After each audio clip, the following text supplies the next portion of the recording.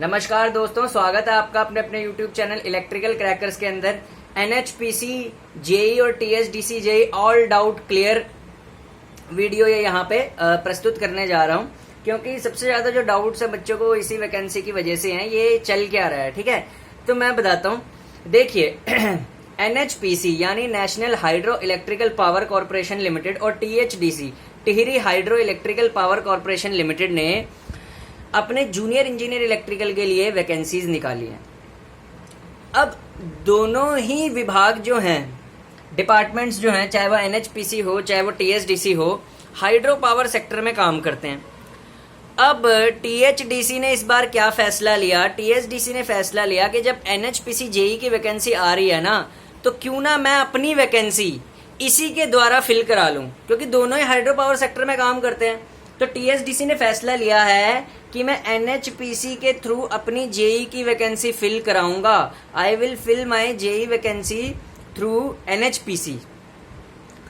तो इन्होंने क्या किया है, कोलैबोरेशन में एग्जाम कराना है NHPC के। देखिए होगा क्या, NHPC जेई का एग्जाम होगा, ठीक है, और उसी के थ्रू रिजल्ट भी बनेगा TSDC का, यानी पेपर NHPC जेई का होना है, ठीक है ना, और TSDC का कोलैबोरेशन है उससे। आगे बात समझ में, जैसे जो इन्होंने फॉर्म का स्टाइल खोला है ना, वो इस तरीके से खोला है कि जो TSDC की वैकेंसीज हैं वो सिर्फ उत्तराखंड और यूपी के बच्चे भर सकते हैं। TSDC की वैकेंसी उत्तराखंड और यूपी के बच्चे भर सकते हैं, क्योंकि उसमें साफ लिखा गया है TSDC की वैकेंसी जो भरेगा वो सिर्फ उत्तराखंड और यूपी का लड़का भरेगा। NHPC की वैकेंसी ऑल इंडिया पे कोई भी भर सकता है। तो यहां से सबसे अच्छी खुशखबरी वाली बात उनके लिए है जो बच्चे यूपी और उत्तराखंड से हैं, उनके लिए 2 चांस बन रहे हैं। वो TSDC भी भर सकते हैं, NHPC भी भर सकते हैं। क्यों? क्योंकि भाई TSDC के फॉर्म में साफ लिखा हुआ है कि TSDC की कंडीशन ये है कि लड़का उत्तराखंड और यूपी से होना चाहिए। NHPC ऑल इंडिया लेवल की वैकेंसी है, ठीक है, एग्जाम दोनों का एक साथ होना है, फॉर्म दोनों का एक साथ है। अब इन्होंने क्या बना रखा है, जब आप फॉर्म भरने जाएंगे ना, तो फॉर्म भरने पर जैसे ही आप एक पॉइंट ये पूछता है फॉर्म स्टार्ट होने से पहले, क्या आप यूपी और उत्तराखंड से बिलोंग करते हैं, किसी एक स्टेट से। यदि आप वहां पे यस कर देंगे ना, तो आपके लिए 3 ऑप्शन खुलाएंगे। जो यूपी और उत्तराखंड से बिलोंग करेगा उसके लिए 3 ऑप्शन आ जाएंगे कि वो TSDC के लिए भी एप्लीकेबल है, खाली वो NHPC के लिए भी एप्लीकेबल है, और NHPC और TSDC दोनों के लिए एप्लीकेबल है। तो जो यूपी और उत्तराखंड वाला है वो तीसरे ऑप्शन पे टिक करेगा NHPC प्लस TSDC, यानी कि आप दोनों के लिए एप्लीकेबल हो जाएंगे, ठीक है, ठीक है। और यदि आप उस ऑप्शन पे नो करते हैं, ठीक है, फॉर्म स्टार्ट होने से पहले एक ऑप्शन आता है, इस फॉर्म को भरने से पहले आ रहा है कि आप यूपी और उत्तराखंड से बिलोंग करते हैं या नहीं। यदि आप यस कर देंगे तो आप TSDC और NHPC दोनों के लिए एप्लीकेबल है, ठीक है। थर्ड ऑप्शन पे जाना है, फिर आपको ऑप्शन खुल जाएंगे, you are applicable for TSDC, you are applicable for NHPC, you are applicable for TSDC and NHPC। तो आपको उस पर क्लिक करना है, और यदि आप वहां पे नो कर देंगे ना कि आप उत्तराखंड और यूपी से नहीं है, तो फिर सिर्फ NHPC का ऑप्शन दिखाएगा वो आपको फॉर्म में। बहुत अच्छा फॉर्म बना रखा है, दिमाग से बनाया है, बिल्कुल कोई झोल वोल नहीं है, बहुत बढ़िया। क्यों? क्योंकि देखो यदि आप यूपी और उत्तराखंड से नहीं है ना, तो सीधी सी बात है आप ऑल इंडिया लेवल की वैकेंसी के लिए एलिजिबल हो गए। यानी ऑल इंडिया लेवल की कौन सी है, NHPC की, ठीक है। और TSDC की वैकेंसी उत्तराखंड और यूपी के बच्चों के लिए है, ठीक है, लेकिन एग्जाम एक साथ हो रहा है, ठीक है। तो आप समझ आ गई ये बात, ठीक है। अब रही फॉर्म फीस की बात। फॉर्म फीस की बात क्या है, यदि आप TSDC का अकेले फॉर्म भरते हैं तो 600 रुपए लगेंगे, ठीक है। NHPC का अकेले फॉर्म भरते हैं तो 295 रुपए लगेंगे। अब यहाँ पे मुझे एक ग्लिच नजर आ रहा है, थोड़ा सा विभाग की तरफ से गलती। उन्होंने एक जगह लिखा है कि NHPC प्लस TSDC जो भरेगा उसके 295 रुपए लग रहे हैं। ये बात समझ में नहीं आई। जब 2 फॉर्म इकट्ठे भरे जाते हैं तो फीस ज्यादा लगनी चाहिए ना, पर इन्होंने TSDC अकेले की 600 रखी हुई है, NHPC की 295 है, और TSDC प्लस NHPC की भी 295 है, जबकि TSDC और NHPC की तो बहुत ज्यादा होनी चाहिए थी। तो आप इसका फायदा उठा सकते हैं जल्दी से फॉर्म भर के, ठीक है। TSDC प्लस NHPC की 295 पोस्ट है। अब बात करते हैं कि इसका एग्जाम पैटर्न क्या होने वाला है। एग्जाम पैटर्न जो इसका होने वाला है वो रहेगा 200 मार्क्स का आपका रहेगा क्वेश्चन पेपर, जिसमें आपका 140 टेक्निकल होगा और आपका 60 नंबर का नॉन टेक्निकल होगा। 140 टेक्निकल के साथ 60 नंबर का जो नॉन टेक्निकल है वो सिर्फ 2 पोर्शन में डिवाइडेड है, एक जीएस में और दूसरा रीजनिंग में, ठीक है।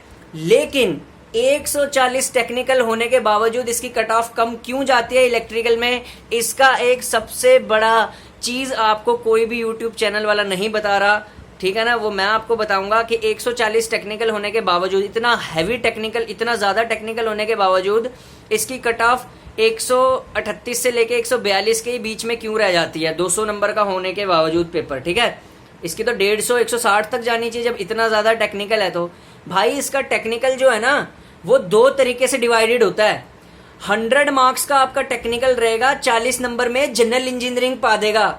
जनरल इंजीनियरिंग मतलब कौन सी, तीनों ब्रांच का, वो हो नहीं पाता। मैं आपको मना करता हूं जनरल इंजीनियरिंग ना प्रिपेयर करना, 100 मार्क्स का टेक्निकल प्रिपेयर कर जाना। इधर से जनरल इंजीनियरिंग में तीनों ब्रांच का आता है। सिविल मैकेनिकल का कैसे पढ़ लोगे, पढ़ भी लोगे तो आप क्वेश्चन ही रट पाओगे और रटे हुए क्वेश्चन आपको आएंगे नहीं वहां पे।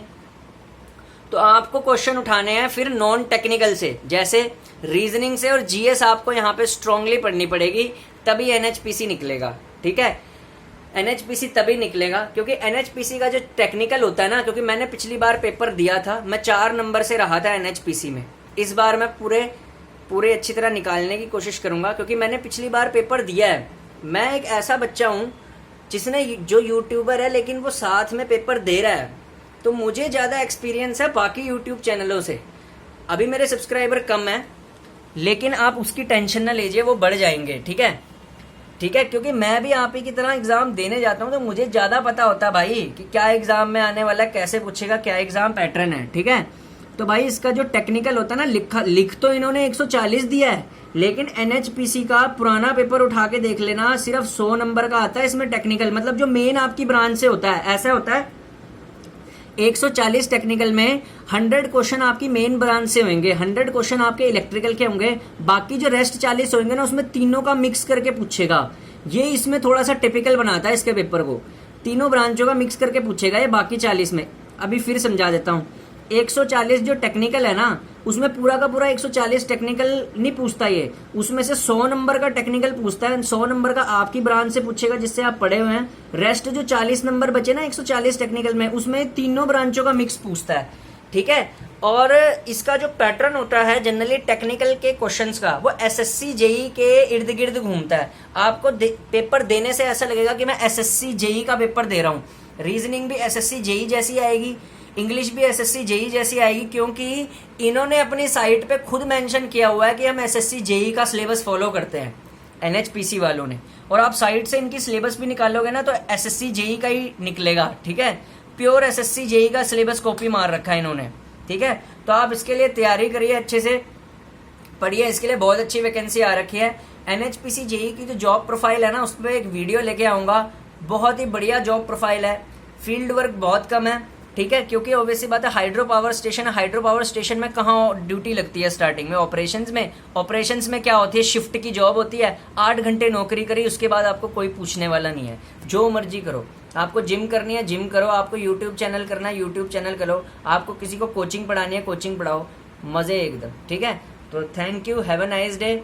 नेक्स्ट वीडियो जो होगा इसमें कौन कौन से टॉपिक इंपॉर्टेंट है, कैसे पढ़ना है, कैसे कवर करना है, नेक्स्ट वीडियो उस पे आएगा। यानी नेक्स्ट वीडियो जो होगा वो बोर्ड पे आएगा कि how to crack NHPC JE examination और हाउ टू स्कोर वेल। आजकल क्या है ना, हाउ टू स्कोर वेल लिखना चाहिए, क्रैक हो पाएगा नहीं हो पाएगा इसकी कोई गारंटी नहीं देता, क्योंकि सीट्स इतनी कम है और कंपटीशन इतना ज्यादा है, लेकिन फिर भी आपको पेपर अच्छा करके आना है, ठीक है। बाकी रिजल्ट तो ऊपर वाले के हाथ में होता है, ठीक है। तो how to score well in NHPC JE examination, ये वीडियो नेक्स्ट वीडियो आएगा, ठीक है। आज तक के लिए, अभी के लिए इतना ही, थैंक यू।